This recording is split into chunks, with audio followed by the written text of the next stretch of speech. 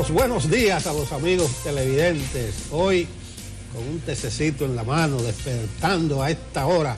Jueves 25, día de Nuestra Señora del Manejo. Para los guardias, ¿verdad? Para los guardias, eso era antes, ya eso murió. Señores, ya el domingo estamos en Semana Santa, domingo de Ramos. Hay que ir preparándose. No me gustó todo lo que escuché de la rueda de prensa, de la nutrida, la robusta rueda de prensa de los miércoles. Ahí se informa de todo. Muchas cosas preocupantes y negativas. Quizás nos alcance el tiempo para hablar de ello. Pero Semana Santa a partir del domingo. Buenos días, Yulisa Céspedes. Buenos días, Nelson. Buenos días, Catherine. Qué bueno que nosotros tenemos la oportunidad de amanecer bien, sanos y positivos y poder estar aquí temprano para trabajar para ustedes. Hoy es, como tú dices, jueves, antesala de la Semana Santa y antesala del Viernes de Dolores, con lo que se inicia también la Semana Santa. Hoy se vale una habichuela con dulce. Para el que está en su casa y no sabe qué va a hacer hoy, pues ya sabe, márchele a la habichuela con dulce, que eso siempre es una buena idea. Yulisa, buenos días. ¿Cómo estás, Nelson? También encantadísima de estar con ustedes, con cafecito en mano, arrancando esta jornada de jueves. Ayer fue tuvimos un día particularmente noticioso, en el que el equipo de CDN estuvo dando pela, como dice Nelson, dando pela, transmitiendo en vivo las principales informaciones de la jornada. Ayer hubo de sucesos, hubo del tema legislativo, hubo del tema judicial, hubo para todos los gustos. Nosotros vamos a estar sazonando todo lo que ustedes vieron ahí ayer. Definitivamente la violencia en contra de las mujeres sigue dando de qué hablar y sigue golpeando a la familia dominicana, que es algo a lo que hay que ponerle atención. El presidente Abinader le otorgó un espacio preponderante en el Plan Nacional de Seguridad y me parece que está bien que así sea todavía. Por supuesto, eso es apenas un plan muy reciente de anuncio nada más, pero ojalá que haga el efecto necesario para que la violencia deje de golpearnos definitivamente. Ustedes saben que ayer presentó el Observatorio de Funglode un informe de una investigación que hace todos los años de cómo andan los feminicidios en República Dominicana, y las cifras de ayer siguen siendo particularmente alarmantes. Aquí mueren mujeres por hora por el tema de los feminicidios y son violentadas también decenas de mujeres por cada hora que pasa del día. Nosotros no nos damos cuenta. Sin embargo, la realidad que viven las personas, las mujeres en sus casas, sigue siendo particularmente especial. Necesitamos como Estado articular algún tipo de mecanismo, algún tipo de política pública que pueda disminuir la violencia que hay en las casas y en las calles. Para mí, la única salida que tiene República Dominicana en cuanto al tema de la violencia en sentido general es la educación. Y tenemos que trabajar, que propugnar todavía mucho más por educar desde la infancia, educar sin violencia y mostrarle a nuestros niños, a ver si salvamos las generaciones que vienen, que no podemos dirimir temas con violencia, pero también hay que enseñarle a los niños a manejar la pérdida y el duelo. Los hombres, o muchos de ellos, no saben ser dejados o abandonados. Lo que pasó ayer, a lo que se refiere Catherine, que fue un espectáculo de suceso, penosamente, se refería también a una mujer que no quería continuar con su esposo, y esta fue la razón para que él la matara. Muy lamentable. A propósito de Semana Santa, nosotros estaremos aquí con ustedes en Despierta. Para los que se quedan en casa, tenemos una programación especial. Incluso, como parte de Despierta con CDN, hay una serie de entrevistas que hicimos nosotros y una programación especial CDN para los obispos. Eso va a ser un éxito. Le bajaron el sueldo, ¿tú viste eso? El Papa. El Papa le bajó el sueldo a todos los cardenales. Está bien. Dijo, no hay cuarto en el Vaticano. Está muy Está en austeridad el Vaticano. Entonces, ya lo saben los que se quedan en casa. Una pero programación ¿qué gastan los curas y los algo gastarán, Yulisa. Sí, pero no es tanto. Algo gastarán. Bueno. Como los partidos políticos, no está mal que le bajen el sueldo. Dice uno desde aquí, desde el desconocimiento. Pero algo bueno tienen que tener ese carguito. Pero no tienen familia, no mantienen a nadie. Pero supone uno. Yo tengo buenos amigos sacerdotes. En ese programa especial, a mí me tocaron dos obispos, el de San Pedro y el de Santiago. Pues yo debía hacerle esa pregunta: ¿en qué gastan? ¿En qué gastan? Es verdad. Sí, era una buena pregunta, porque hablamos de todo. Sí, o sea, ¿en qué gastan recomiendo el salario? esos programas especiales, incluyendo uno el Viernes Santo, que tenemos aquí con todo el Comité Nacional de Emergencia. Entonces, les recomiendo la programación de CDN en la Semana Santa. Despierta va a tener una parte para esas entrevistas que hicimos a los obispos del país. Una belleza esa programación se estuvo rututeando por se todo rodó mucho el país. No, me agradó mucho el obispo de San Pedro, Rodríguez. Hemos peinado el país, se pudiera decir, Nelson. Sí, no, fue peinado. Miren, sí. Cogieron la provincia y nos la dividieron. Nos dieron 2 a cada uno. Y fájese como usted pueda. A mí me dieron uno que vale por 2. Sáquele ¿Oíste? lo mejor que usted pueda al obispo. Y bueno, así lo hicimos. Prepárense ¿Oíste, para todo lo que ustedes van a ver en Semana Santa. A mí me dieron uno que dicen que vale por 2 a Monseñor Víctor Masalle. Sí, pero te encantó. Pero que me dijo que no quería venir para siendo honesto. Yo quería preguntarle lo mismo que dice Nelson. ¿En qué gasta el dinero? ¿Qué gasta Monseñor Masalle? Lo que, Bueno, mira, él a mí es un hombre que da mucha información. Es una entrevista muy interesante. me tocó el más joven de todos, el de San Pedro. Ajá. Y me gustó que me mandara a CDN a Santiago, porque una vez tuve unos problemitas con el obispo. ¿Lo resolviste? Sí, lo resolvimos. Él ni lo mencionó eso. Yo dije una vez, escribí, que ahora... A él se le había olvidado y tú se lo vas a recordar. Las cartas pastorales... No, él era diplomático. Y los mensajes tienen como menos sustancia que antes. Y cometí la osadía de mencionar el nombre como Monseñor Arnaiz, el padre Robles Toledano. Esa fue una buena calentada que tú te diste con la iglesia, Nelson Sí, Rodríguez. pero entonces no, él ni siquiera lo mencionó y discurrimos en Santa Paz. Un saludo a los obispos del país, a todos los obispos, por la recepción, el buen trato, la apertura. Ahí se habló de todo en esa entrevista. De todo. De todo, se habló de todo, ahí no se ocultó nada. Entonces, la invitación para que a partir del lunes vean esta programación especial. En Despierta con CDN, el lunes, una parte del programa va a incluir una de esas entrevistas con los obispos. Bueno, si las cosas, quizás vamos a la primera pausa, que en Despierta con CDN son las 7:10 de la mañana, ya venimos. Las 3 causales en momento de mayor atención, con conocimiento del código en un Congreso dividido entre verdes y azules. Analizamos el contexto con Natalia Mármol y Melissa Lebrón. Pero la posición de la Iglesia también tiene peso, por lo que Joanny Kranwinkel nos muestra el argumento de la Iglesia Católica. Muchos contagios y pocas pruebas de COVID-19 evidenciado en cifras oficiales de los últimos días. Amarante Barret se defiende ante acusaciones de Roberto Fulcar de que Revolución Educativa fue un negocio. Declara culpable al imputado. Justicia para Andrea Celea. Analizamos la sentencia impuesta a Gabriel Villanueva Ojona por su asesinato.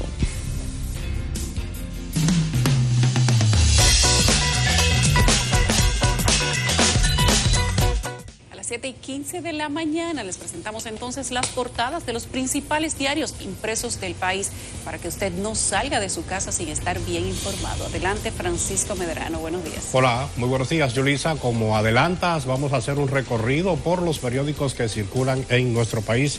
Iniciamos con el diario de nuestra casa, El Caribe, que en su titular de primera página destaca que sube la transmisión de la COVID-19 y la aplicación de la segunda dosis no arranca. La gráfica principal corresponde a la Cámara de Diputados y el titular dice que las causales protagonizan la lectura del código.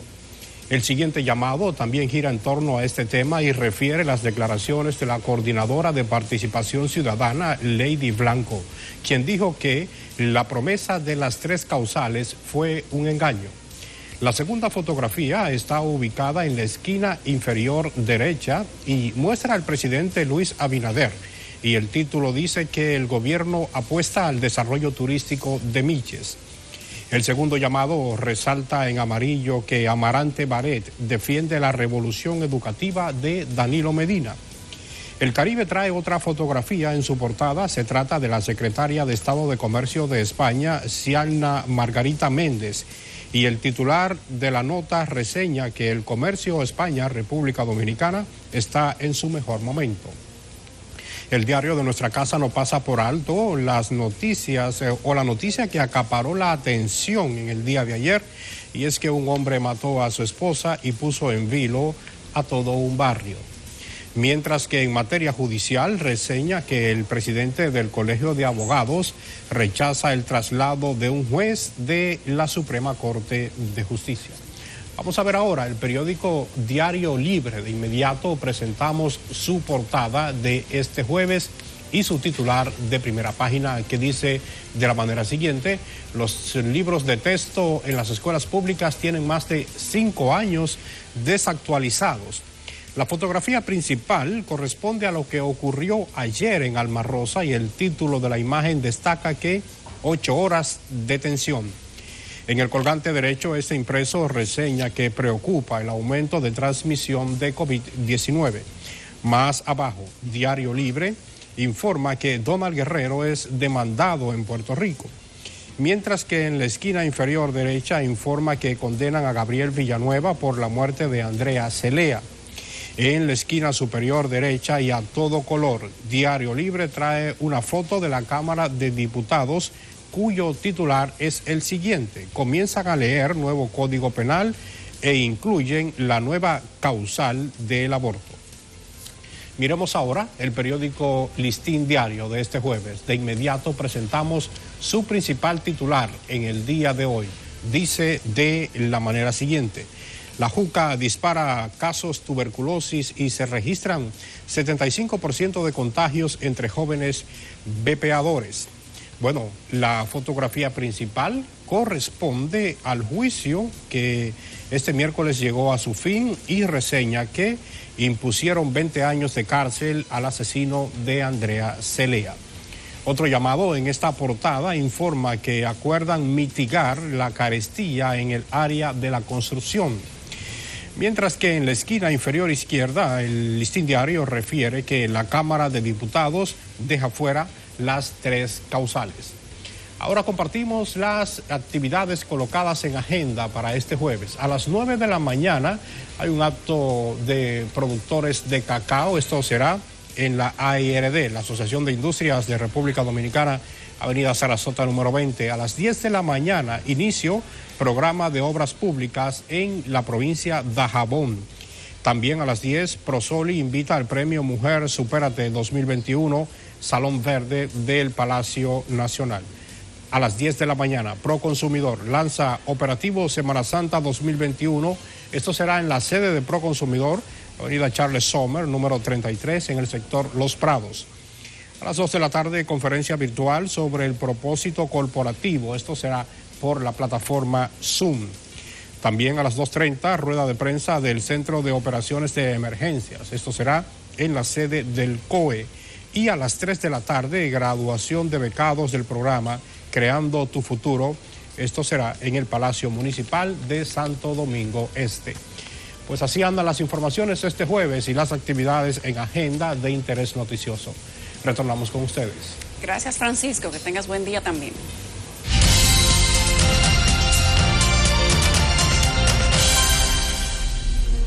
Vamos a ver qué nos tiene el parte meteorológico correspondiente a hoy jueves 25 de marzo a las 6 de la mañana. Es válido hasta el sábado a las 6 de la mañana. Dice meteorología que una débil vaguada sigue incidiendo sobre el territorio nacional, por lo que volverán especialmente en horas de la tarde los incrementos nubosos con aguaceros locales y aisladas tronadas sobre provincias de las regiones noreste, sureste y la cordillera central. El resto del país permanecerá hoy con un cielo despejado a nubes dispersas y escasas lluvias significativas. Para mañana viernes, prepárense con tiempo, en las primeras horas del día se estará visualizando un cielo mayormente despejado a nubes dispersas con escasas precipitaciones sobre la mayoría de las provincias del país. Hasta aquí el parte meteorológico correspondiente a hoy jueves 25 de marzo. Con Nelson Suriel. Ahí está, don Nelson Suriel, haciendo su trabajo. Jim, cuida tu trabajo, cuida Sí, tu cosa. Esas ausencias se están notando. Miren, en Facebook Live nos están saludando desde tempranito. Está allí Kilvio Peña, José Aponte, Meralis Carela Ferreira, tuve que decirlo suavecito para no equivocarme. Ramón Vázquez está en Brooklyn, ese es de tus amigos, Nelson, sí. Ramón. Doni José Melo dice buenos días, Cedeno, buenos días para ti, Doni José. Pedro Gutiérrez también y Ramona Castillo. Se ha encendido un poco el debate en Facebook Live por el tema del feminicidio, de los feminicidios en general. Como les decíamos ayer, la situación de Alma Rosa, primero, en la que la Policía Nacional, y tengo que decirlo, aunque lo vamos a analizar un poquito más adelante, hizo un trabajo encomiable para lograr que Fernando Mercedes saliera de la residencia en donde se había atrincherado después de 8 horas. Pues definitivamente hay que mencionarlo, ¿no? Lamentable por demás, muy lamentable la muerte de esta mujer. El hijo de ella quedó herido, está siendo atendido en un centro de salud y vamos a ver si más adelante podemos tener quizás alguna información actualizada sobre este caso penoso que se suma a las cifras negras de feminicidios en la República Dominicana. Se ha encendido ese debate allí en Facebook Live, está una conversación entre Rosalba Vidó y Leodán Núñez. Rosalba Vidó dice esto, Nelson, oye, propongan una ley donde sea obligatorio que los hombres mantengan a sus hijos, que ese dinero sea descontado de su salario y depositado a la mujer en una cuenta, así no se verá obligada a tener contacto con ese hombre. Bueno, yo creo que hay suficiente reglamentación, lo que hay es que cumplirla. Yo no sé si a través de una ley hay suficiente reglamentación. Muchas veces se dice de si el Ministerio Público está haciendo o no el trabajo. A veces el Ministerio Público hace el trabajo y las mujeres también burlan lo que se les sugiere, se les aconseja, y ni hablar de lo que hacen los hombres también con respecto a ese tipo de medidas. Hacemos una pausa y ya regresamos con más acá en Despierta. El país vivió ayer momentos de angustia por un hecho que se daba en Alma Rosa, en Santo Domingo Este. Por más de 7 horas reinó la tensión en este sector, luego de que un hombre matara a su esposa e hiriera a un hijo de ella, para luego atrincherarse en una vivienda. Tenemos una historia que queremos compartir con ustedes y nos la cuenta nuestro compañero Samuel Guzmán, que estuvo por allá. Desde las 11 de la mañana hasta las primeras horas de la noche, agentes policiales fueron desplegados alrededor de la vivienda número 3 de la calle B, casi esquina José Cabrera, donde se atrincheró Fernando Mercedes, un hombre de unos 52 años de edad que mantuvo preocupados a familiares y amigos que incluso lo llamaron para que se entregara. No le sé decir bien sieta, como dice, porque tú ves, éramos vecinos, sí, pero últimamente oí decir que ellos estaban separados. No sé si fue la causa de... El operativo concluyó pasadas las 7 de la noche, cuando los equipos policiales lograron que Mercedes se entregara. Fue apresado sin necesidad del uso de armas de fuego y ahora será investigado para que responda ante la justicia por sus hechos. De su lado, los familiares de la mujer que resultó muerta cuando intentó escapar a bordo de su vehículo indicaron que temen que el agresor reciba protección por parte de oficiales de alto rango que, según alegan, tiene en la uniformada. Es posible que el cargador de la pistola no aparezca porque se rumora que el matador tiene un militar familiar que es posible que haya escondido esa evidencia. El joven que resultó herido fue llevado a un centro de salud privada donde recibe atenciones, mientras que Fernando Mercedes fue trasladado al destacamento La Felicidad en Los Minas, desde donde será puesto a disposición de la justicia. Samuel Guzmán, CDN. Un hecho que no podemos catalogarlo de otra forma que no sea sumamente lamentable. Además de causarle la muerte a la esposa, también intentó causársela al hijo de ella, a su hijastro.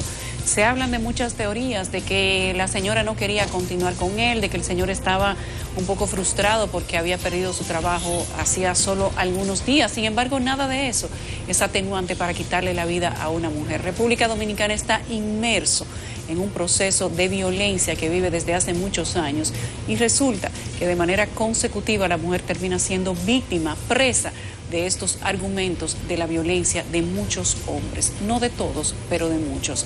Llama la atención también la actuación de la policía, de que antes de que viniera el equipo del INASIF se llevaron el carro con el cadáver adentro, y eso me llamó poderosamente la atención, cómo vulneran una escena del crimen, cómo vulneran lo que podría ser evidencia, cómo vulneran lo que podría dar información más allá de lo que puede estar a la vista.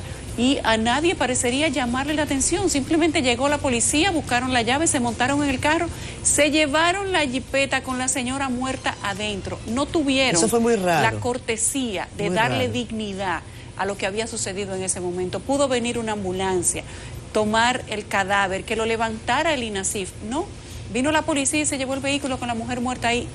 Eso, sinceramente, cuando yo les digo a ustedes que nuestros organismos de seguridad necesitan entrenamiento, necesitan herramientas y necesitan tal vez inversión, no es por pocas cosas que se los decimos. Es que hay actuaciones que dejan muy mal parada a la policía.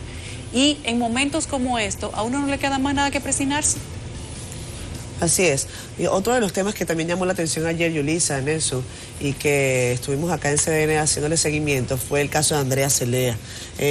Fue hallado culpable tras causar la muerte de esta joven de origen rumano, el joven Gabriel Villanueva. Fueron los jueces del segundo tribunal colegiado del Distrito Nacional los que dieron esa sentencia ayer en horas de la tarde, ya casi en horas de la noche. Vamos a continuación el reporte que preparó Aneudis Martich.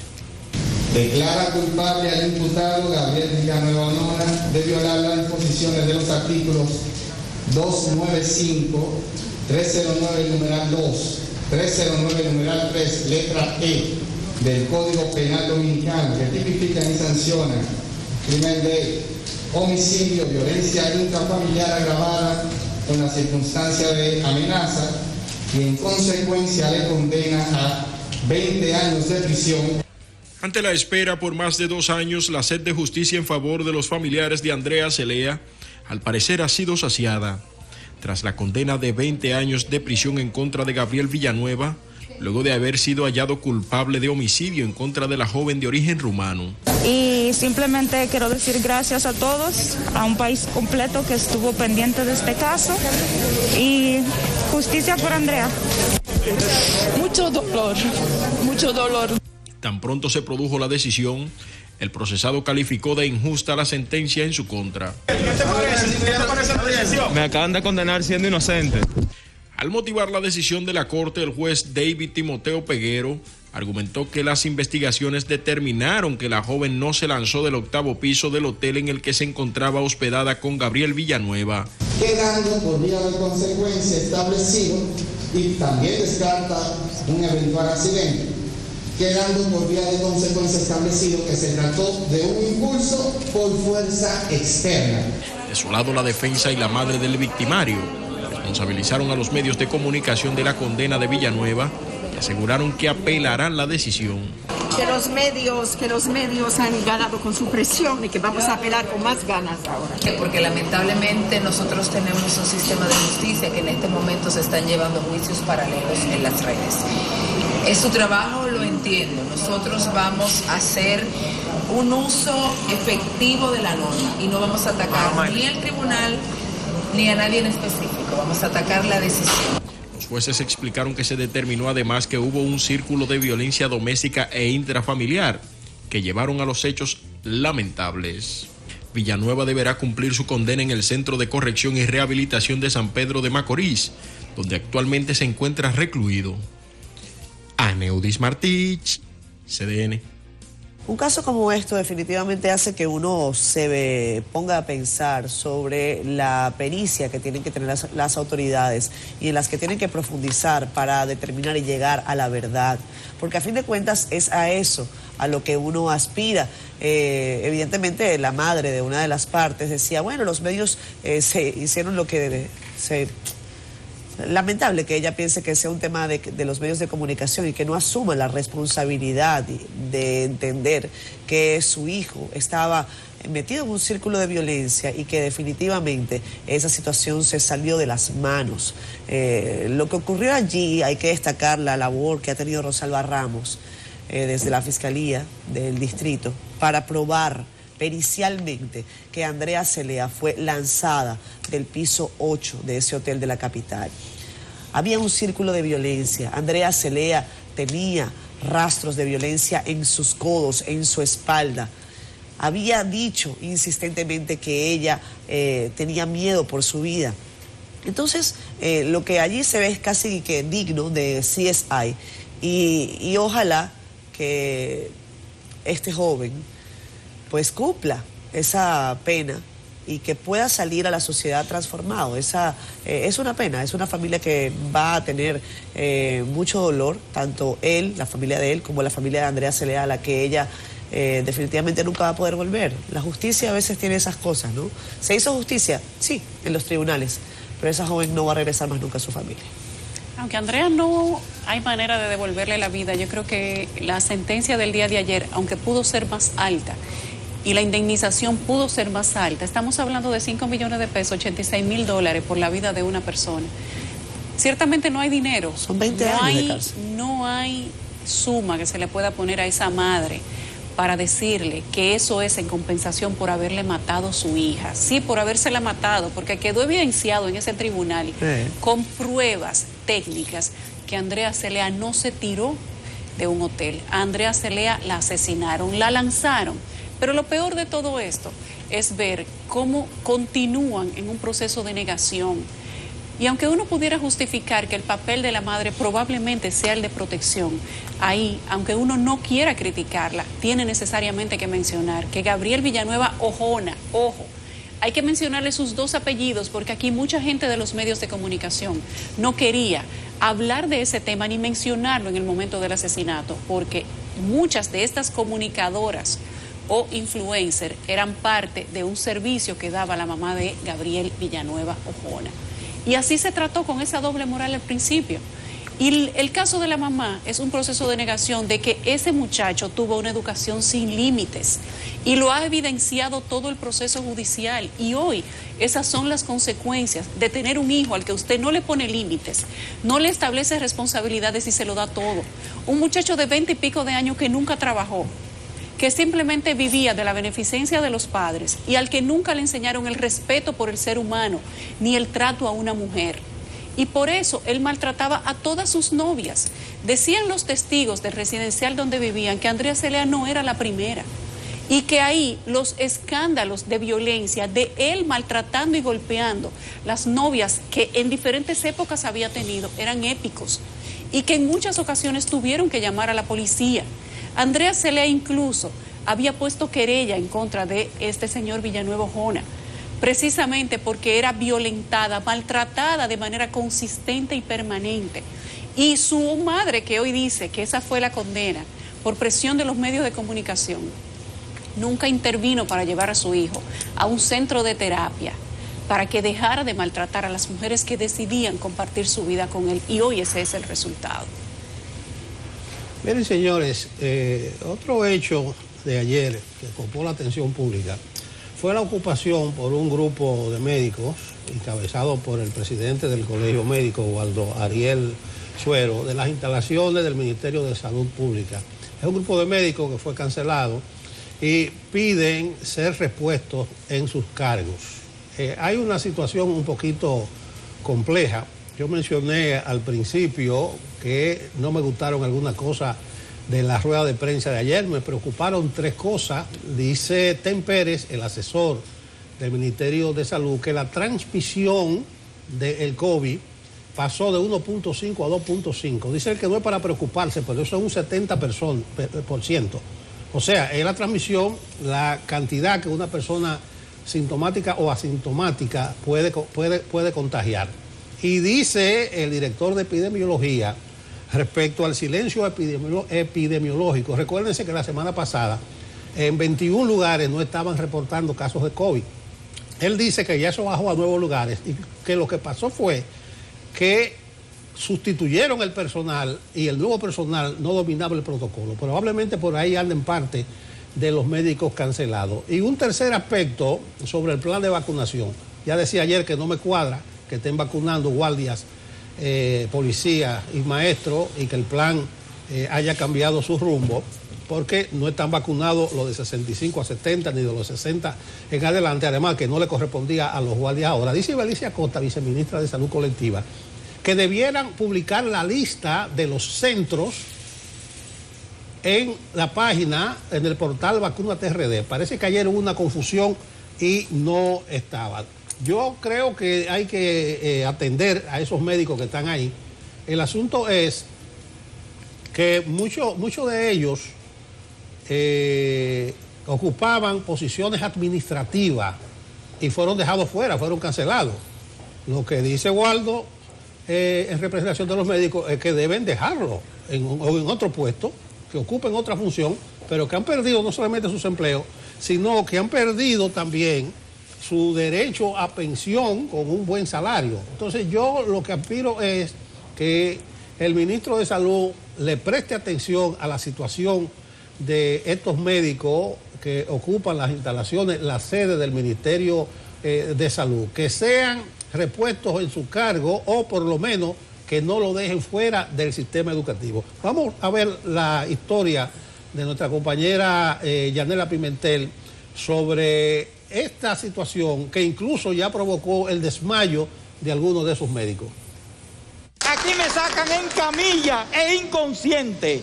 Desde las 9 de la mañana de este miércoles, representantes del Colegio Médico Dominicano protestan en el Ministerio de Salud Pública. 4 galenos de este grupo no resistieron a la huelga de hambre. Han tenido que ser ingresados en algunos centros de salud porque fundamentalmente eran pacientes médicos diabéticos e hipertensos con condiciones de comorbilidades. Estos médicos explican que llevan más de 30 años trabajando en el sector público y que fueron cancelados sin tener pensión. Yo tenía en el servicio 40 años, comencé a ser servidora pública como médico en el año 1980. Soy la primera mujer ginecostetra de la provincia Sánchez Ramírez. Mientras que el Ministerio de Salud Pública hace un llamado al Colegio Médico a que retomen el diálogo relacionado con este tema. El ministro Mario Lama y todo, le vinimos a informar cómo va el caso de ellos en Nama y ver el estado de salud de ellos y decirles que tienen todos los militares para que lo protejan de alguna, no para agredirlos. Desde hace varios meses, el gremio que agrupa a los profesionales de la salud había solicitado al gobierno no cancelar a los médicos de los hospitales a pesar del cambio de gestión. Y es que según el Colegio Médico Dominicano, más de 50 médicos han sido cancelados de hospitales y otras instituciones en los últimos meses. Yanela Pimentel, CDN.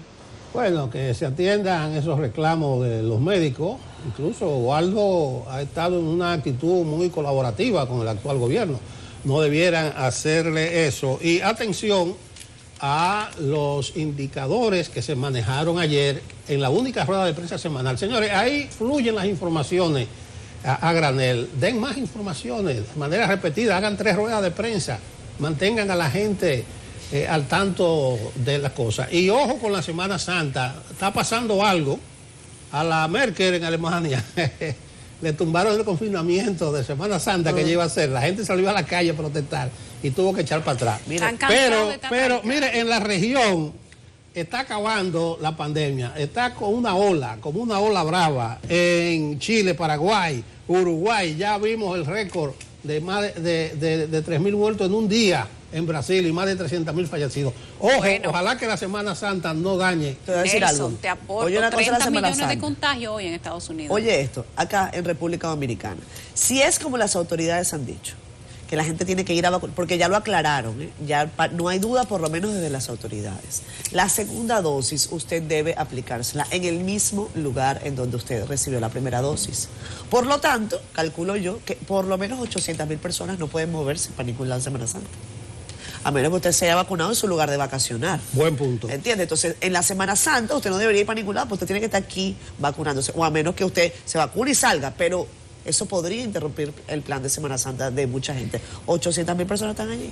Y las cifras han estado subiendo en República Dominicana. Nos llama la atención que se han estado haciendo pocas pruebas, que ya no hay operativos de las autoridades que van a los barrios y a los lugares que tienen confluencia alta de personas para vacunar a la gente, sino que ahora son los ciudadanos que van a los laboratorios a buscar la prueba COVID-19 cuando la necesitan o porque sienten síntomas. Las autoridades no deben bajar la guardia con el tema del COVID-19, independientemente de que no quieran ruidos o que no quieran informaciones negativas por el tema económico y turístico. Hay que seguir con las pruebas masivas, porque es la única manera de que la gente conozca conozca cuál es la situación de salud que tiene y pueda buscar ayuda efectiva de inmediato. No suelten el tema de la vacunación. Y según los reportes de los datos de salud pública de los últimos días, parece que los contagios continúan aumentando, aunque no tenemos evidencia todavía, al menos no por salud pública, de que hayan grandes olas de personas en estado de gravedad. Pero si siguen haciendo pocas pruebas, pues simplemente vamos a tergiversar los datos de la realidad que tiene República Dominicana con el tema de las pruebas del COVID-19. Tenemos 3 cepas en este país. 3 cepas. Si usted no se contagia por una, se puede contagiar por la otra. Entonces, ¿por qué Salud Pública baja la guardia con el tema de las pruebas? No me parece que sea sensato, independientemente de que esto tenga un trasfondo económico. Y si probablemente lo que quieren es bajar la guardia para ver de qué manera se ayuda a la economía ahora en Semana Santa y que la gente lo haga, que salga, que vaya a los hoteles, que gaste, que consuma. Independientemente de eso, la gente tiene que saber cuál es la situación que vive el país con el tema de los contagios. Ojalá y que bajar la guardia en este momento no implique que tras los resultados de tener 4 o 5 días de asueto, entonces tengamos que apretar demasiado cuando regresemos del asueto de Semana Santa, porque eso sí sería un revés. Mire, señor, hay un temita por ahí que no tuvo muchas repercusiones ayer por los grandes hechos que acontecieron, y fue la respuesta del exministro de Educación, Carlos Amarante Baré, a las acusaciones que le hizo el ministro actual, Roberto Fulcar. ¿Qué dijo Fulcar en una amplia entrevista concedida al diario El Caribe? Que la llamada revolución educativa fue un negocio, pero ahí llegaron las respuestas inmediatas del exministro Amarante Baré, que le dio un sano consejo a Fulcar. Le dijo: Fulcar, enfócate en el año escolar y deja de politiquear con el tema educativo, porque la campaña electoral ya pasó. Dicen para el Cibao, palabras han habido. Entonces aprovechó Amarante Baré y soltó un rollo, para rechazar las declaraciones de Fulcar, en los cuales detalló ampliamente muchas de las cosas que se hicieron. Habló de la aplicación del 4%, de 25 millones de libros entregados a estudiantes, de las 15.000 nuevas aulas y las más de 6.000 reparadas y entregadas para la jornada escolar extendida, la construcción de las estancias infantiles, la instalación de los laboratorios de ciencia, informática y robótica, entre otros tantos logros. Y por ahí María se va. Pero tú sabes que Fulcar no dice que eso no se hizo. Fulcar dice que se hizo con irregularidades. Fue un negocio. Y que hubo corrupción. Y que Fulcar lo diga no es para que el señor Amarante Baré salga a decir que no haga política con eso, porque eso no se trata de tema de política, eso es de función administrativa. Y ahí estamos hablando de manejo de recursos públicos. Lo único que yo espero es que el señor Fulcar traduzca lo que ha encontrado al Ministerio Público, que es a quien le corresponde verdaderamente decir qué fue lo que se encontró. Yo creo que ya lo hizo, Yulis. Hay una situación en educación que la hemos venido criticando desde hace años, y es que después que se aprobó el 4%, cada ministro de educación ha salido de ahí siendo presidenciable. Con esa cantidad de miles de millones, inversiones, definiendo dónde se construye y dónde no, ¿a cuántos ingenieros usted los pone bien o no? Cualquiera puede ser presidenciable. Lo que yo espero de aquí es que eso se investigue de una manera profunda y entonces se verifique de dónde sale el dinero de cada uno de esos ministros de educación, que entendieron que después de amasar la fortuna de ese ministerio, entonces ellos eran presidenciables, que no lo consideraban antes de estar en esa institución. Y que el ministro Fulcar, actual ministro de Educación, no se le ocurra hacer lo mismo y entender que después de salir de ese ministerio o en ejercicio se le descubran aspiraciones presidenciales, porque entonces va a estar repitiendo lo mismo que han hecho otros. Lo que está ocurriendo en educación y ese ruido que comenta Yulisa, lo hemos sazonado bastante acá nosotros también. Es cierto, es un ministerio con amplísimos recursos y por lo tanto da espacio para que, si todo no está por el librito, haya mucha irregularidad o posiblemente haya mucha irregularidad. A mí me llama también la atención particularmente que el ministro Fulcar centre su atención en eso, ¿no? En la crítica a la gestión anterior. No estoy diciendo que no deba hacerlo, pero ¿por qué ahora? Cuando faltan 2 semanas para que empiece el año escolar con presencialidad. Entendía yo que tal vez iba a dar más noticia en ese sentido, pero me he quedado con las ganas. Ojalá se terminen de dilucidar los problemas o que ya no haya problemas para que los estudiantes definitivamente puedan volver a las aulas de manera progresiva y de manera segura. Bueno, probablemente Fulcar trató muchos temas, como puede verse en la entrevista. Sí, pero bueno, se destacó esa parte, pero sí. Yo creo sí que el empeño debe ser ahora. El empeño debe ser el día 6 de abril, esa es la fecha clave para la semipresencialidad. Vital que la educación dominicana retome parte, aunque sea parte de su ritmo normal.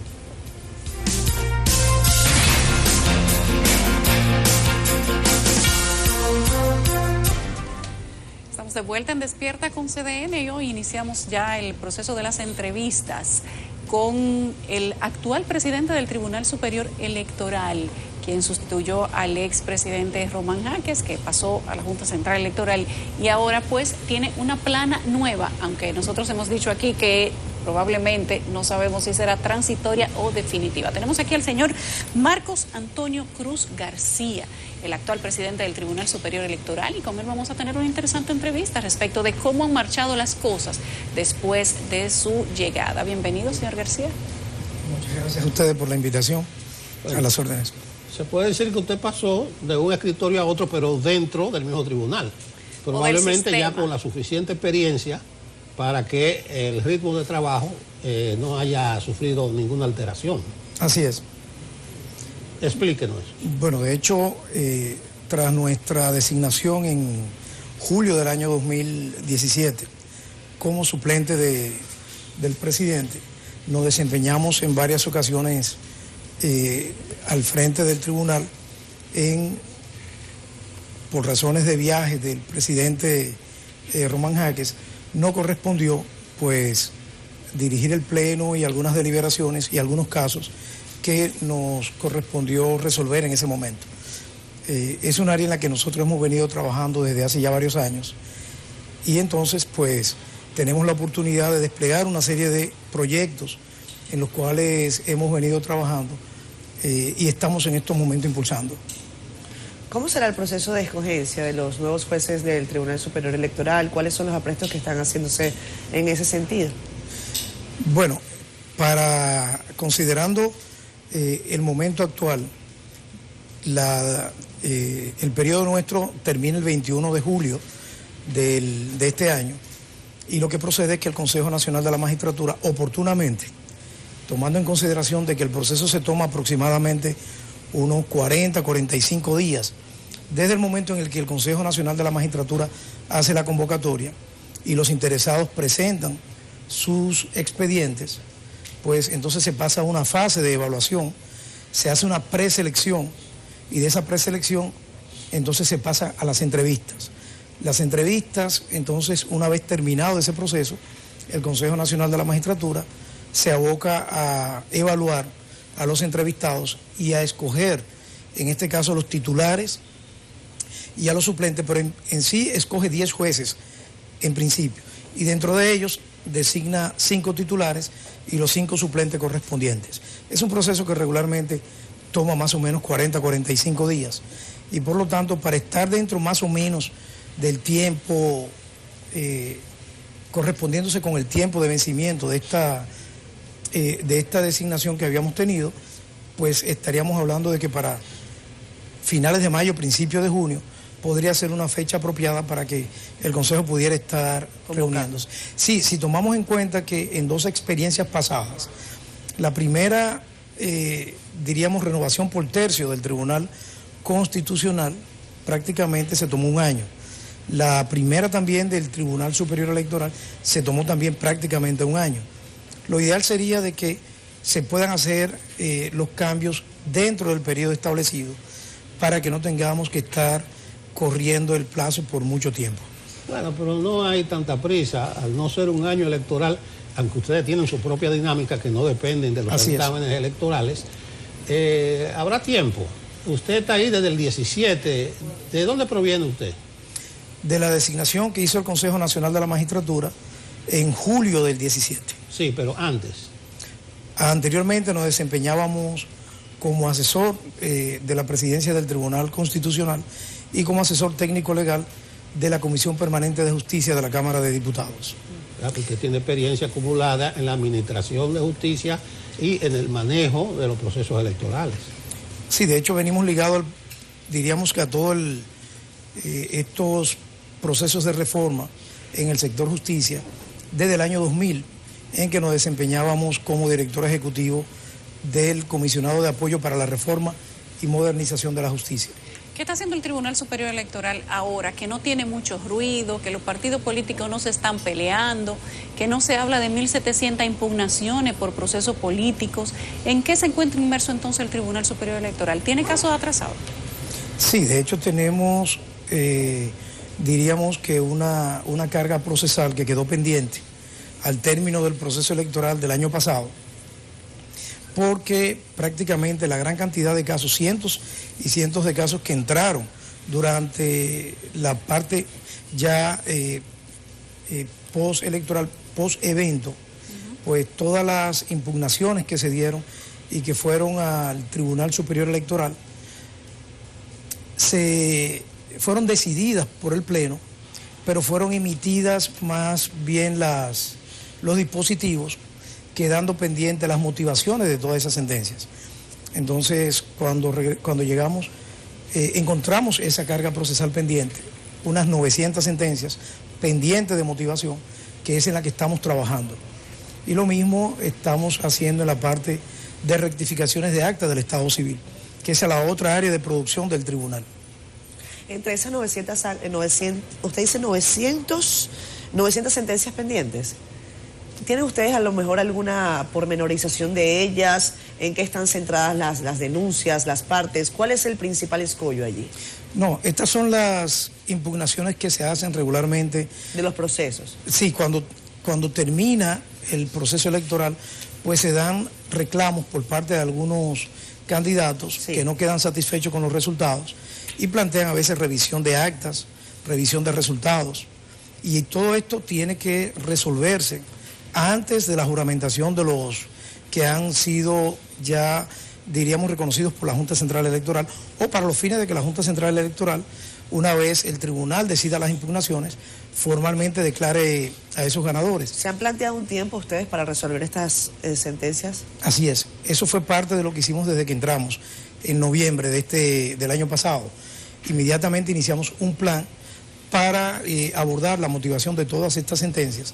Al día de hoy, pues estamos rondando algo más de 700 y tantas sentencias y esperamos, y es nuestra aspiración, de que de aquí al verano, en que se tenga que integrar el nuevo equipo del Tribunal Superior Electoral, podamos nosotros prácticamente haber concluido todo esto y poder entregarle a las nuevas autoridades ya toda el área contenciosa completamente despejada. Bueno, sería conveniente que ustedes le dejen la mesa limpia o las mesas a las nuevas autoridades, que quién sabe, a lo mejor usted queda ahí porque es parte de la experiencia acumulada. De hecho, actualmente una de las, en el marco de estos nuevos, diríamos, retos que tiene el tribunal, pues recientemente asumimos la presidencia de la Red Mundial de Justicia Electoral. En este caso es una organización sumamente importante porque conforma a los tribunales de justicia electoral de todo el mundo, de los 5 continentes. La República Dominicana pasó ahora a ocupar la presidencia de la Red Mundial de Justicia Electoral y el mes pasado tuvimos el primer gran encuentro del Consejo de Gobierno de la Red Mundial, que lo hicimos de manera virtual con representantes de Francia, España, Indonesia, Sudáfrica, y allí pudimos plantear como presidente de la red, que estamos en estos momentos desempeñándonos, hicimos el planteamiento para lo que va a ser la cuarta gran jornada, la cuarta asamblea plenaria, que por primera vez se va a celebrar fuera de México, que fue el gran impulsor de esta red en su momento. Entonces la República Dominicana va a ser sede de este gran evento con más de 40 países y logramos hacer una propuesta para el mes de octubre en un formato híbrido, en este caso telemático y al mismo tiempo presencial. Eso lo tenemos para este año.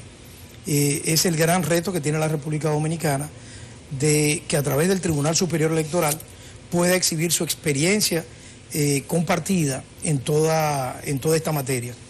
Y la otra es la red, en el caso de la Unión Interamericana de Organismos Electorales, UNIORE, que también la República Dominicana, precisamente en el día de mañana, asume anticipadamente, conjuntamente con la Junta Central Electoral, la presidencia de ese órgano regional. En este caso, tanto la Junta Central Electoral como nosotros vamos a ejercer la presidencia de este órgano por 2 años, y justamente mañana tenemos el encuentro con los países miembros de UNIORE para asumir anticipadamente la presidencia de manos de México. Señor Cruz, gracias. Para nosotros ha sido un placer tenerlo aquí por primera vez. Creo que esta es su primera entrevista, o segunda. La segunda. La segunda, sí. Usted es una figura que se maneja con bajo perfil y eso está muy bien, para que no se quemen los medios de comunicación y los políticos no le caigan atrás por masa. No, y esta es una materia en la que uno realmente tiene que manejarse con ese bajo perfil por la naturaleza misma del trabajo. Muy bien, gracias. Gracias a ustedes. Señor Marcos Antonio Cruz García, presidente actual del Tribunal Superior Electoral. Uno de los temas principales, si no que el principal en estos días de la agenda nacional, es el de la despenalización del aborto, la interrupción del embarazo, el Código Penal y las 3 causales. Todo eso forma un combo. Para hablarnos al respecto desde el punto de vista de la Iglesia Católica, tenemos con nosotros a Giovanni Krawinkel, es un conocido comunicador y que puede hablarnos en representación de la Arquidiócesis de Santo Domingo. Buenos días, Giovanni. Buenos días, gracias por la invitación. Bueno, dicen que es un tema en boga, pero yo creo que ha sido una crisis de la humanidad desde que nació. Pero antes de entrar... Miren la Biblia, Caín mató a Abel y hubo un problema de un asesinato entre 2 hermanos. Antes de entrar en la parte filosófica del asunto, ustedes van para la calle el sábado. Nosotros vamos para la calle, por cierto, vean acá, pero yo ando con mi pañoleta y no me la puse. Ajá. Sí. Es una caravana, eso no es una Salvemos las 2 vidas, déjame ponerla aquí. Es una caravana. Es una caravana en vehículos. O sea, no va a haber... No hay nada nuevo. Nosotros hacemos un paso por mi familia cada año, caminamos. Es nacional. Va a ser en esta ocasión en Santo Domingo, pero el que quiera venir, puede venir. Vamos a caravanear. Me dice que vienen guagua. Venga gente, como decía un político. Bueno, no sé, pero una encuesta del periódico Acento hace no menos de un mes dice que el 80% de los dominicanos, el 60% somos católicos y el 20% cristianos evangélicos. Y sí, pero varias encuestas, incluyendo Latino Barómetro, la Gallup, dice que más de un 60% favorece las 3 causales. Es más, sí. 65 dice la. Puede ser, va a depender de cómo yo presento la encuesta también. Vamos a ver. Porque nosotros estamos también, como Iglesia Católica, digo, muy sensibilizados también, porque ven acá, pero aquí no le sensibiliza a una niña de 9 años, 13 años embarazada por además, incesto. Pero ¿tú crees que deteniendo los incestos con aborto nos va a parar los incestos? Nos desenfocamos de la causa, no de la consecuencia, porque la consecuencia va a estar siempre. Y creo que no sería la primera generación donde niñas de 9 años estén embarazadas. Esta no es la primera generación. Eso ha estado ahí, el ser humano tiene que trabajar por una sociedad íntegra. De hecho, por eso la Constitución Dominicana presenta cuál es la integridad y el fundamento de la sociedad y presenta a la familia como una de ellas, diciendo incluso que el Estado debe velar por esa seguridad y por esa integridad. ¿Dónde están los procesos de velar por esa integridad? Que el artículo 55... que qué casualidad que antes era el que le daba todos los poderes a un presidente, ahora es el que fundamenta la sociedad sobre la familia. Entonces, presenta que ese es el fundamento y que hay que mantener eso íntegro. Pero no tenemos un Ministerio de Familia que esté supervisando en los barrios y viendo por qué hay tantos violadores. Irónicamente, Monseñor de la Rosa y Carpio dice, pues entonces si hay que matar a alguien, matemos el mismo hizo facto al violador. ¿O es que el niño no tiene, desde el punto de vista de derecho, la presunción de inocencia que tiene a uno que lo metemos en la cárcel y 40 años lo mantenemos vivo, es lo primero? Le damos comida, salud y le esperamos 40 años de más, pero al que está en el vientre no. ¿Estaría la Iglesia entonces de acuerdo en que en los casos de incesto donde hay embarazo se le dedique o se le declare pena de muerte al violador en vez de autorizar un desembarazo de la niña? Imagínate una niña de 8 años, 9 años embarazada. Oye, yo violada, tengo 9 hijos. Yo sé lo que es una niña y a mí, por ejemplo, ahora con la pandemia, yo tuve que reforzar todas las verjas de mi casa, evitando que un violador entre, porque si entra, encuentra 5 mujeres en mi casa. Y yo te voy a ser sincero, si yo me tengo que ver con un hombre que va a violar a mi hijo, yo como padre y mi mujer como madre, lo vamos a defender con mi vida. Y si yo me tengo que embrujar con él previamente para que no pase. Ahora, una vez que pasa, hay una situación humana de biología que es difícil de negar. Va a quedar embarazada. Aquí estamos hablando de algo peor. No es un delincuente el que toca a la niña, es un familiar. O sea, lo más horrible que un hombre puede hacer. ¿Y cómo se ajusticia al violador? Porque vi que Monseñor de la Rosa y Carpio decía que por qué no mataban al violador. Irónicamente, él lo dice así. Él dice, pero si vamos a matar a la criatura, matemos al violador. Es una ironía que pero estaría entonces la iglesia de acuerdo con que se ajusticia al violador. Claro que no. La iglesia nunca... Fíjate que nosotros abogamos, en todas las pastorales que trabajamos está la penitenciaria, abogamos incluso porque ese delincuente cambie y lo trabajamos, como lo trabaja el Estado, porque ¿por qué lo metemos preso? Si ahora mismo a delincuentes confesos juzgados lo mantenemos vivos por tantos años y las cárceles están llenas, ¿con qué población? 15,000 presos.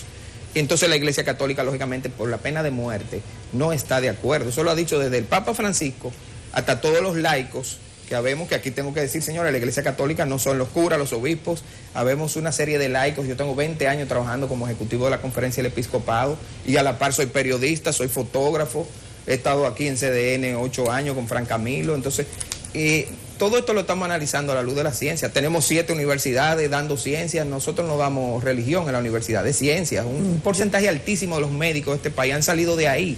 Entonces, cuando tú ves el caso, y estamos hablando del extremo más extremo, una violación por parte de un familiar. Y todavía sí abogamos por la vida, el respeto a la vida de ese violador. Entonces abogamos también por el respeto a la vida de la criatura que está en el vientre. Ahora, a esa niña hay que hacer un trabajo integral toda la sociedad, porque nosotros tenemos que rescatarla de una cárcel que ya estará posiblemente más difícil que el tipo preso. Pero creo que no estamos enfocando todos los cañones en qué me genera el tipo. Pero ahora los principales abortos que se generan, no aquí, no, en el mundo, son de relaciones sexuales consensuadas y que luego no quieren la consecuencia del hijo. Entonces tenemos que hacer un gran trabajo, toda la sociedad, pero no nos podemos ir primeramente a todos los extremos, sino a los números más grandes. Giovanni, solo 5 países en el mundo, o 6 países. Qué orgullo, ya sé por dónde vamos, tienen el aborto cerrado. Sí. Para nosotros lo de la ola celeste, pero déjame preguntarte. La pregunta es, hay muchos de esos países que han logrado llegar a esa conclusión, incluso consultando a la ciudadanía. Aquí está sobre la mesa la posibilidad de que se le consulte a la población qué opina sobre esto. Y un referéndum además vinculante, no es un referéndum consultivo, es un referéndum que lo que se diga allí, pues definitivamente se ha llevado adelante. ¿Por qué apoyarlo o no apoyarlo? Yo no le vería mucho inconveniente en que se haga un referéndum. Si la ley y la Constitución lo prevé para casos de derechos fundamentales como este, pero creo que la Constitución y la ley dominicana están bastante claros y definió una línea del 2010, que no quiere decir que sea la línea que en el futuro se quede. Eso está en manos de nosotros los dominicanos, pero creo que no hemos dejado gobernar. ¿Pero tú estarías de acuerdo? ¿Y la iglesia estaría de acuerdo? No, mira, ahora no estamos de acuerdo en este esquema legal que tiene la Constitución dominicana sobre el tema del derecho a la vida con el 37 y con los otros demás. Sí. Pero además, aunque estemos de acuerdo o no, aquí lo que estoy presentando es que si la Constitución lo prevé ahora se pudiera hacer. Pero yo creo que sí que deben haber consultas a través de referendo con este tema y con otros temas en los que deberíamos enfrentar, porque tenemos unos huecos en el tema de la educación, en otros que ameritarían urgentemente, o el propio cambio del sistema de control ahora de hacer la ley en el Congreso. O sea, fíjate, yo que estoy en la parte de ecología, tenemos 20 años sin tener una ley del agua. ¿Por qué? Le pagamos 20 años a ese Congreso dominicano para que hiciera una ley, o una ley minera del año 71 con una ambiental del 2000, por ponerte un caso. Entonces creo que tenemos que... Si ahora mismo lo prevé, vamos a hacerlo, está bien, porque el pueblo se puede manifestar, pero al final no nos van a hacer un espectáculo de ir a votar cuando después tú me dices, ay, pero la Constitución prevé que para este derecho fundamental la consulta no vale. Entonces fue una táctica política, como la que hicieron en promulgar el Código Penal despenalizando el aborto, sabiendo, incluso el propio consultor jurídico de entonces, que la ley era inconstitucional y que se iba al tribunal. Era seguro, como pasó, pero adivina por qué pasó. No porque dijimos que chocaba con el artículo 37, porque se saltaron el Senado. ¿Y cómo tú te saltas todo un Senado? Entonces evidentemente hicieron una táctica política, se lo saltaron para que cuando llegara al tribunal fuera declarado nulo, como pasó. Entonces espérate, no me hagan esa táctica política como que todos somos tontos. Así ahí no estamos de acuerdo. Bueno, yo soy hombre, tengo hijos, yo veo una realidad, incluso, además de la realidad, es una situación que afecta a las mujeres más pobres, que tiene una secuela gravísima como el embarazo en adolescente, la mortalidad materna, infantil, todo ese tipo de cosas.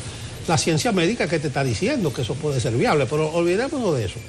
¿Por qué ustedes no aceptan lo que podría ser una transacción, una negociación, una salida intermedia, de mandar esas causales a una ley especial? Lo sacamos del código, se queda su derecho a la vida, artículo 37. ¿Por qué no aceptar ni siquiera que eso vaya a una ley especial? No, pero no, yo nunca como iglesia se ha negado de que vaya una ley especial. Si fuera por nosotros, ojalá no existiera una ley especial, pero si tiene que ir, nosotros vamos a seguir opinando sobre la base de lo que estamos opinando actualmente.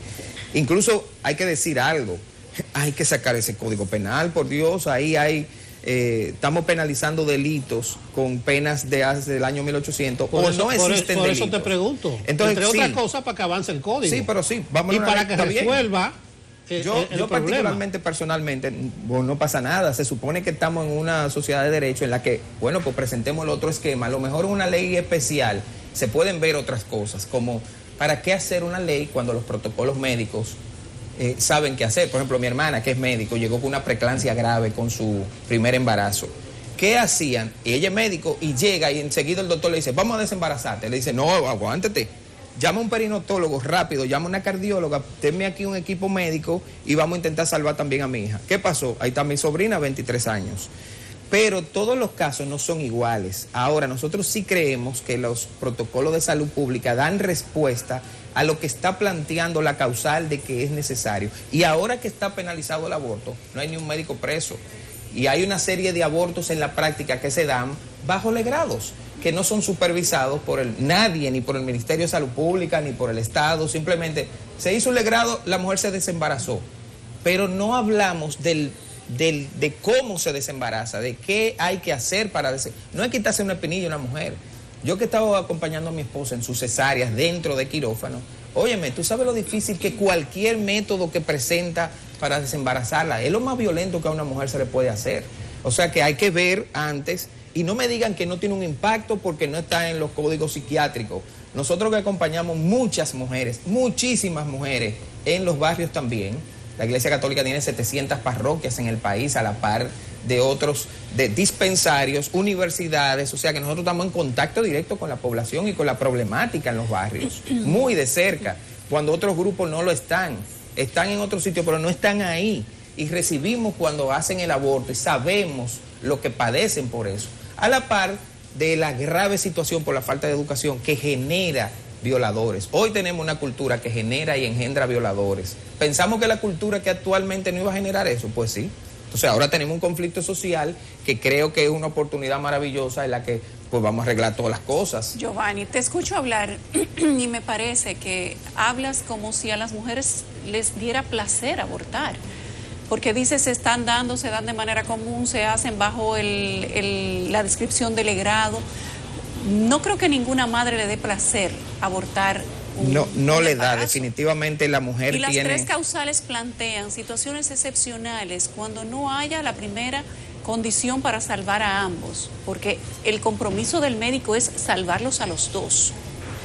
Y eso tiene que llevarse hasta el final. Pero si en el final no se pudiera, ¿con cuál de los dos se elige? Un feto no tiene derechos constitucionales. Te voy a decir mi propia experiencia. Yo tengo 9 hijos y 11 fueron partos. La segunda es que ante un incesto o violación, los padres de la niña o de la mujer tengan el derecho a decidir, inclusive si acabando de ser víctima de una violación se le da la pastilla del día después, con lo que entiendo que la Iglesia no se ha manifestado tampoco respecto de eso.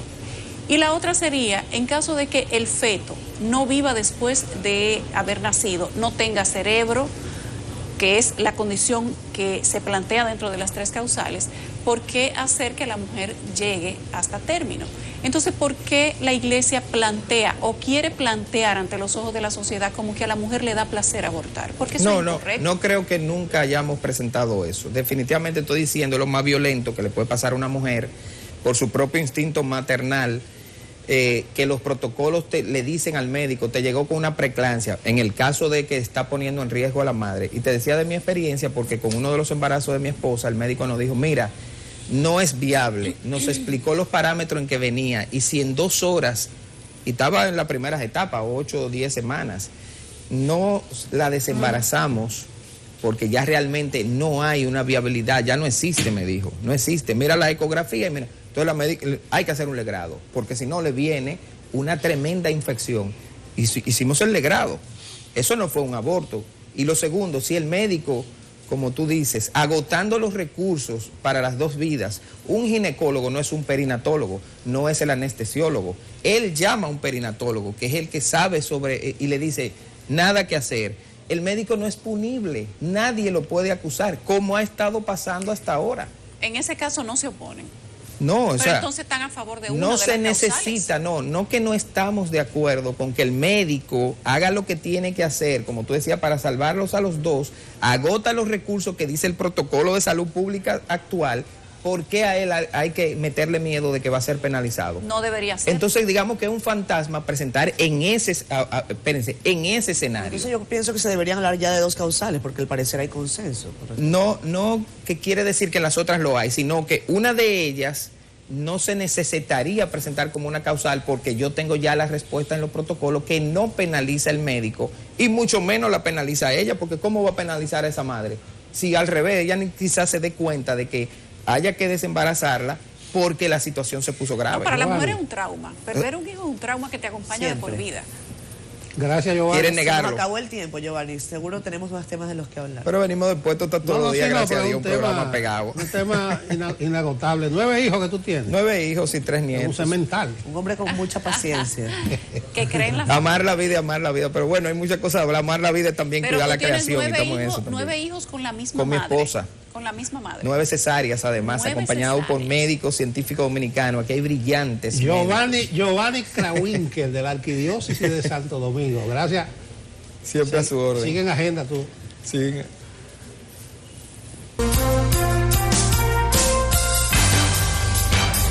Regresamos, esto es Despierta con CDN. Gracias a ustedes, como siempre, por estar con nosotros. En la parte anterior teníamos la posición de la Iglesia Católica con relación al tema de las 3 causales. En esta parte del programa tenemos el gusto de presentar a Natalia Mármol y a Melissa Lebrón. Ambas son activistas por que se incluyan las 3 causales en el Código Penal que está en discusión en el Congreso. Ya se empezaron a leer los artículos y se sabe que al menos han admitido uno de ellos. Vamos a ver si tenemos la imagen de lo que está pasando allí en la Cámara de Diputados con relación a los pañuelitos, porque los pañuelitos han servido para identificar la posición de cada uno de los legisladores con respecto a esto. No tenemos la imagen, bueno, no importa, pero la gente la ha visto, incluso ha sido portada de los principales periódicos del país. Natalia, Melissa, ¿cómo ven ustedes el avance que ha tenido en el Congreso el tema? Ustedes se mantienen allí en protesta, en campamento frente al Palacio Nacional. Ayer incluso una carta que yo pienso no tiene desperdicio de los ministros y de muchos ministros y funcionarios del gobierno, bueno, planteando su posición a favor de estas 3 causales en el Código. Arrancamos con quien ustedes quieran. Listo. Muchísimas gracias primero por abordar el tema. Definitivamente es uno de los temas prioritarios en nuestro país, de los debates prioritarios en nuestro país ahora mismo, e informar, sensibilizar, crear conciencia es súper importante y responsable en este momento. Vimos, sí, como muchas y muchos legisladores por primera vez agarraron y se pusieron su pañuelo verde, porque lo del pañuelo celeste ya se había visto la semana pasada, pero vimos como muchos y muchos dieron un paso al frente, se pusieron su pañuelo verde a favor, en respaldo de la inclusión de las 3 causales en el Código Penal. Sabemos que muchas y muchos legisladores que no se han puesto su pañuelo, incluyendo el mismo presidente de la Cámara de Diputados, Alfredo Pacheco, está de acuerdo con las 3 causales porque lo ha expresado en diversas ocasiones. Y nosotras queremos aprovechar para hacer un llamado a esas legisladoras y a esos legisladores que saben en el fondo de su corazón, que saben con todo su criterio que eso es lo correcto, que ese es el paso que hay que dar en este momento, que sean coherentes, que no esperen más. Sabemos lo que nos cuesta como sociedad. Entonces, por favor, les hacemos un llamado a la coherencia y a la responsabilidad, porque este es el momento, no va a haber otra oportunidad.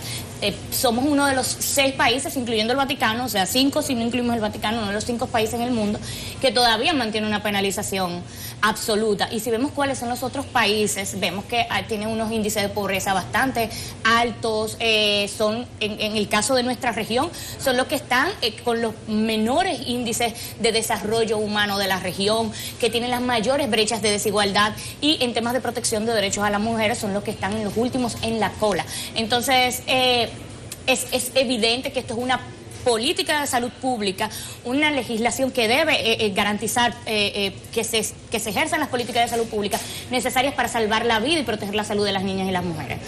Sería bueno reiterar cuáles son estas 3 causales, porque hay muchísima confusión. Primero, cuando esté en riesgo la vida de la niña o de la mujer. Insisto en el tema de las niñas, porque República Dominicana es el primer país en la región con mayor tasa de embarazo infantil y adolescente. O sea, de todo el continente nosotros estamos encabezando la lista de embarazo infantil y adolescente. Y esto no significa que esta sea una política de prevención, evidentemente no lo es. Pero es necesario para protegerle el derecho a su salud, a su vida, a las niñas que son embarazadas resultado de una violación. Entonces, primera causal, protección de la vida, cuando la vida está en riesgo. Segunda causal, cuando el embarazo es inviable, es decir, que no tiene posibilidad de dar vida. No podemos obligar a que una mujer para un feto muerto. De eso estamos hablando. Algunas personas han tratado de confundir diciendo que se refiere a cualquier tipo de malformación congénita. Eso no es verdad. Y quien reproduzca esa información tiene que estar consciente de que está reproduciendo una mentira. Se está hablando de condiciones incompatibles con la vida. Es decir, que está súper demostrado que no tiene posibilidad de dar vida. No es que va a pasar un milagro. Es que si no se desarrollan pulmones, es que si no se desarrolla cerebro, si no se desarrollan riñones, no tiene posibilidad de dar vida. Y una tercera causal es cuando es resultado de violación o de incesto. Entre el 2015 y el 2019 se reportaron partos de más de 29.000 niñas menores de 16 años, es decir, de 15 años o menos. Cerca de 29.400 niñas. A esas niñas, a las familias de esas niñas, hay que darle la posibilidad de elegir. Otro mito que se difunde bastante es que esta ley obligaría. No, esta ley ofrece la oportunidad de decidir a quien se le ven sus derechos fundamentales vulnerados, porque la salud, la vida, la dignidad y la integridad son derechos fundamentales. Y cuando se presenta una situación de riesgo a estos derechos, el Estado debe ofrecer una alternativa, debe ofrecer una opción, y que sea la persona afectada quien decida. Entonces, de eso es que estamos hablando. Quiero preguntarle a ambas respecto del papel que han jugado las figuras políticas. Decía anoche la directora, la reciente coordinadora de participación ciudadana, que ha habido un engaño de la clase política, y voy a leer textualmente lo que ella dijo.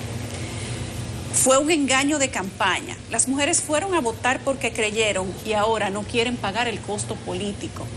¿Ustedes sienten que realmente los líderes políticos que antes estaban en la oposición o que estaban todos en campaña y hoy ya están en sus curules, simplemente utilizaron el tema para chantajear a las mujeres, para engañarlas, y ahora simplemente se están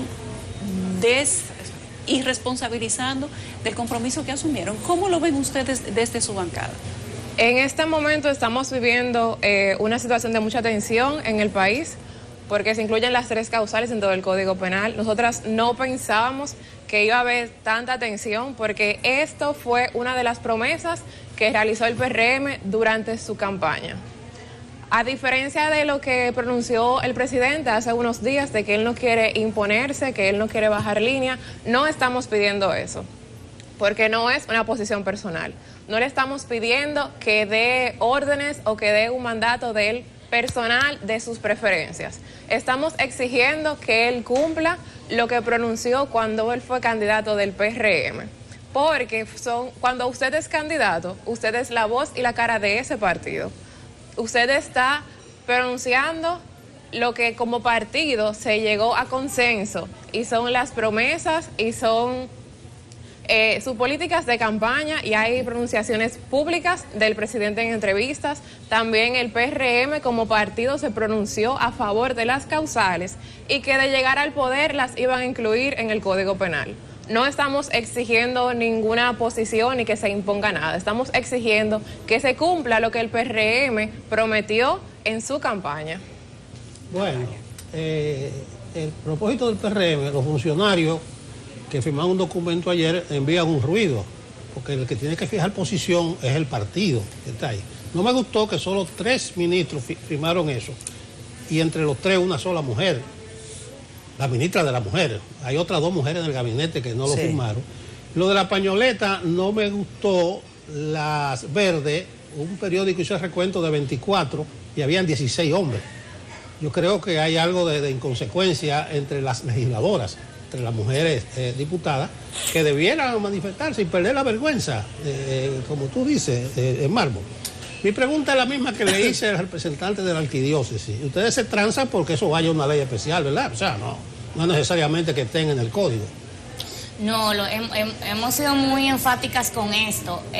¿Por qué someter al Congreso a todo otro proceso de debate? ¿Por qué someter a la sociedad dominicana a todo otro proceso de debate? ¿Por qué someter al Estado a seguir invirtiendo recursos en extender esto? ¿Y por qué prolongar el sufrimiento y la vulneración de derechos de niñas y mujeres si ahora esta es la oportunidad de incorporar estas 3 causales? La única vez donde aquí se aprobó el Código Penal y se promulgó el Código Penal fue cuando se incluyeron las 3 causales en el 2014, que sabemos que por una cuestión procedimental, como explicó su invitado anterior, fue devuelto del Tribunal Constitucional, pero hubo consenso. Y sabemos que que la mayoría de las legisladoras y legisladores están de acuerdo con las 3 causales. Lo sabemos porque hemos hablado de forma directa con muchas y muchos de ellos. Aunque no se manifiesten públicamente. Aunque no se manifiesten públicamente, porque el nivel de presión es mucho. O sea, bueno, vimos como una legisladora que está en la Comisión de Justicia votó en contra del informe que excluía las 3 causales y luego cambió su posición cuando públicamente ella había dicho que está de acuerdo con las 3 causales. Entonces, la presión es mucha. La presión es mucha para no ser coherente, para actuar de forma distinta a lo que creen correcto. Y la verdad es que nos preguntamos por qué. ¿Qué puede haber detrás? ¿Qué hay detrás para ahora mismo negar derechos, para negarnos la oportunidad de tener realmente una legislación moderna? Porque hablamos de un Código Penal moderno, pero ¿cómo podemos llamarlo moderno si es una ley que obligaría a morir o obligaría a vulnerar la salud de niñas y mujeres?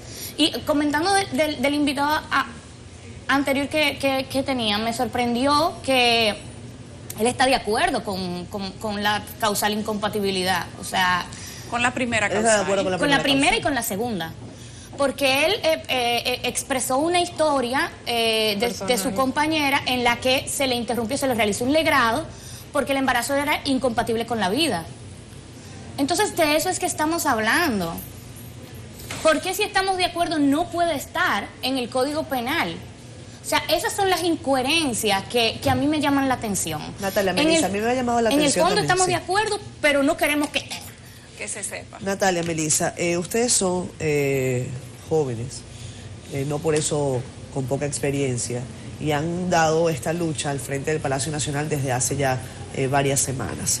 Dicen ustedes, esa lucha se va a mantener independientemente de lo que ocurra en el Congreso, en la Cámara de Diputados, en donde han empezado a leer estos 412 artículos.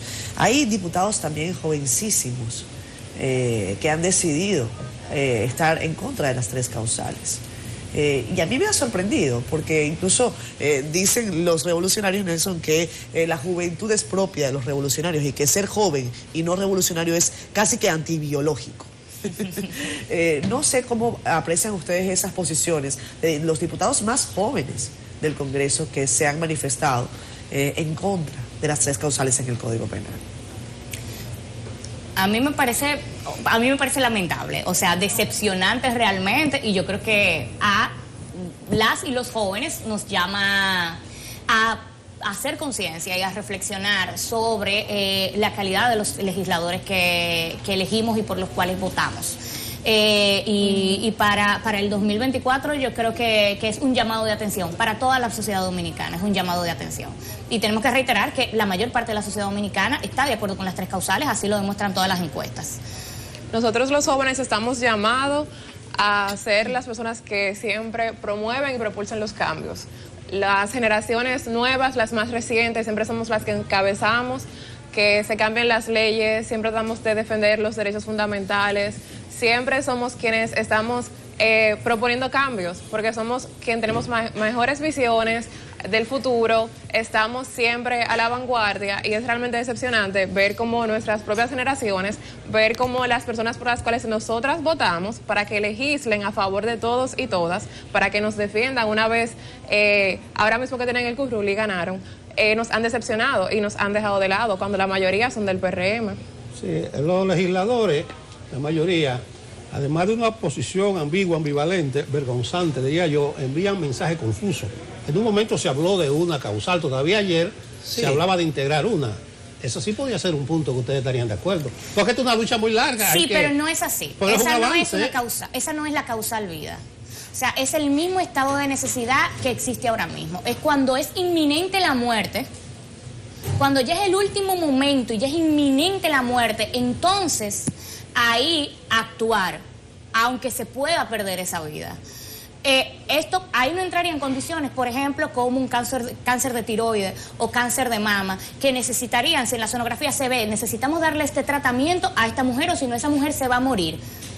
Y para darle ese tratamiento hay que interrumpir el embarazo. Eso no entraría dentro de esa causal. Dentro de esa redacción que hicieron en el nuevo código, que no es realmente una causal. Okay. Es colocar de forma explícita el mismo estado de excepción, del mismo estado de necesidad. La modificación que han hecho no complace. La modificación que está hecha hasta el momento no complace. No, definitivamente no. Nosotras estamos exigiendo las 3 causales, no que nos den una causal a medias, eso no es una victoria, porque no estamos... hoy tenemos ya 2 semanas en el campamento, no estamos para que nos den una causa a la media, porque lamentablemente lo que se recurre es que no se prioriza la vida de la madre, siempre se espera la última instancia, si se necesita interrumpir ese embarazo, porque se debe proveer un tratamiento médico, se debe realizar algún procedimiento quirúrgico, y si se realiza el procedimiento quirúrgico, puede interrumpir el embarazo, pero se está salvando la vida de la madre. Es lo que queremos. No queremos, no somos ciudadanas de segunda categoría. Queremos que nos prioricen porque estamos aquí, porque nosotras estamos batallando para que se aprueben las 3 causales. Una pregunta que parece que le han cogido con un lado débil a usted del financiamiento. Se ha instalado ese tema que ustedes están financiadas, borbotones, de fuera... ¿De dónde provienen los recursos? Yo creo que financiados deben estar quienes tienen la posibilidad de traer personas del exterior, pagar pasajes, pagar hoteles 5 estrellas. Sí. Nosotras pero estamos en el caso de ustedes, durmiendo en el piso literalmente. El financiamiento, Natalia. Mira, han apoyado muchas personas y eso es increíble. Yo les invito a pasar un día por allá. O sea, desde la mañana hasta la noche llegan personas de todas las edades, familias completas, nos dan alimentos, nos dan bebidas, nos dan medicamentos. Una doctora mandó 15 colchonetas la semana pasada. O sea, y son cosas que realmente se nos aguan los ojos porque no esperamos recibir tanto apoyo. Porque una cosa es estar de acuerdo con un tema y otra cosa es actuar a favor de que ese tema efectivamente se haga una realidad. Y hemos visto que frente a esta situación hay muchas personas que han decidido actuar. Y el nivel de apoyo que hemos recibido es increíble. Es realmente sorprendente la cantidad de personas que han mostrado su apoyo de diferentes formas. Cuando se realiza alguna actividad, por ejemplo, hicimos una cicletada, nos donaron bicicletas para que se pueda realizar la actividad, para que no pudiera acceder. Van personas y nos dicen, tienen una semana de almuerzo pago en tal restaurante, se lo pueden llevar, nos llevan asfalto de agua, nos llevan jugos, dicen yo soy repostera, nos traen bizcochos. Siempre hay personas apoyando de manera constante. Bueno, sin haber estado por ahí, es proverbial la solidaridad de este pueblo. Sí, yo seguro creo que ustedes están sobradas de solidaridad. Antes de despedirnos, ya se acabó el tiempo, hay una sugerencia que no la comparten las 2 chicas aquí, es que ustedes se vayan con el campamento al Congreso. Ustedes están liberando de presión a los legisladores donde se está batiendo el cobre. Segundo, que lo que hay que esperar y ese puede ser el final de la película, es que el presidente de la República, siendo consecuente, si le llega el proyecto o la ley sin las 3 causales, la observe, la vete, que apele el artículo 102, 103 de la Constitución, ahí él se vestiría de gloria, vamos a decirlo así, y daría un ejemplo. Es mi opinión, pero creo que el campamento, aunque sea una parte, 1% provisional, debe ir a ponerle presión a esos legisladores allá. Las gracias a ustedes. Bueno, gracias. Nos vamos a Gracias.